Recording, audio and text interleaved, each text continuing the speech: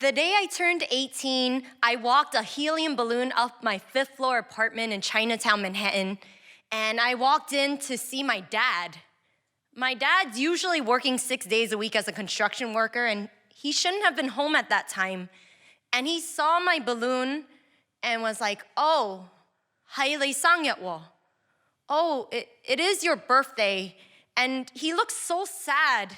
And I didn't know why, but I also knew he always remembered my birthday. So I knew something was wrong, and the next day it was proven when he pulled me and my 2 brothers into the living room, and he just told us, 我準備去 hospital 啊. I'm about to go to the hospital, and I'm not sure when I'm coming back. And it turned out he had throat cancer. They cut open a hole in his throat, and he could no longer work. And he's disabled. He's okay now, he's in remission, but at the time it was very, very scary. And I knew at that moment that I was my family's retirement plan.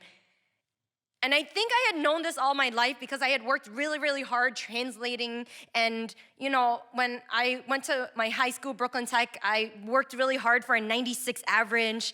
I got really great SAT scores, and I saw all of our financial aid documents, right, that showed us that we could get any kinds of scholarships because we were so low income. And I got into Columbia, which gave us a full ride. And not only was it a full ride, I also got dorming for free.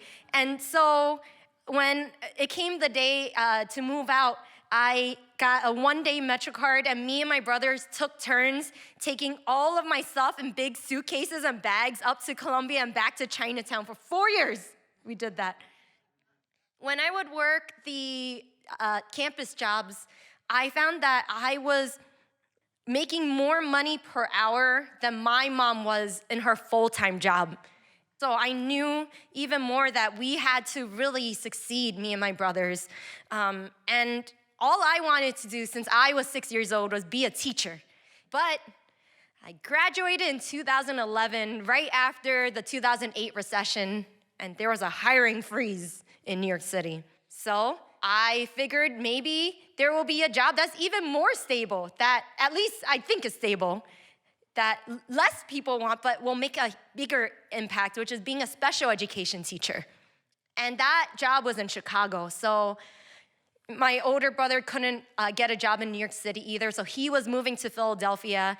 And the week before I and my brother were about to move out, we went up to Fordham Road in the Bronx to the housing authority and signed my parents up for the housing lottery, because that was literally the only way, if we didn't succeed, for my parents to be able to have a home in retirement. And so I moved to Chicago, and I'm really excited, but I have a really hard job. I'm teaching 5 grade levels in one classroom. I have kindergartners, 1st graders, 2nd graders, 3rd graders, and 4th graders all in the same classroom, which I found out was illegal later. But first-year teacher, I tried my best. But by the end of the year, my principal pulled me into her office and said, "Annie, you're not cut out for this. I'm not renewing your contract." I held my tears in till I got to the train station, and I sobbed. And I knew the next thing I had to do was call my dad. I knew he was gonna be so disappointed. And so I call and I say, "Papa, 佢哋準備劈我出嚟. They're gonna kick me out." My dad paused, and he said, "Annie, we're okay. Annie will be okay. Because you and your brothers got scholarships for college, we have some savings. If you want to finish off, get your master's degree in Chicago, you can. If you want to move home to New York, you can. It's going to be okay, okay?" Okay. And I finished my master's in Chicago. I found a school that didn't do so many illegal special education things. And spoiler alert, I just finished my 10th year teaching. Yeah.